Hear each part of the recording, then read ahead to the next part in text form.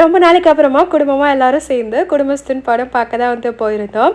எனக்கு வந்து படம் பார்க்குறதுலலாம் பெரிய இன்ட்ரெஸ்ட் கிடையாது. 2.5 ஹவர்ஸ் ஏசியில் உட்காந்து அவ்வளோ லவுடில் நாய்ஸியாக வந்து கொஞ்சம் ஹெட்டேக் வந்துடுமா, அதனால் நான் ஃப்ரீக்வெண்ட்டாக மூவிக்கெலாம் போக மாட்டேன். அதே மாதிரி இந்த ஃபைட் மூவி வந்து சுத்தமாக பார்க்குறதுக்கு பிடிக்காது. ஃபேமிலி கான்செப்ட், அதுக்கப்புறமா பேய் படம், இதெல்லாம் வந்து ஆசைப்பட்டு போய் பார்ப்பேன். லாஸ்ட் வீக் வித்யா தேட்டரில் தான் போய் படம் பார்த்துருந்தோம். படம் நல்ல காமெடியாக இருந்தது. அதே போல் ஒரு ஃபேமிலி மேனுக்கு இவ்வளோலாம் கஷ்டம் இருக்கும் அப்படிங்கிறது எல்லாமே காட்டியிருப்பாங்க. எப்போதும் போல் மூவியுமே சடனாக புக் பண்ணது தான். ஒரு 1 ஹவருக்கு முன்னாடி தான் தெரியும் போக போகிறேன் அப்படின்னு. அதுக்குள்ளவே குக்கிங்கும் முடிச்சுட்டு குளிச்சுட்டு எல்லாரும் சாப்பிட்டு வந்து கிளம்பியிருந்தோம்.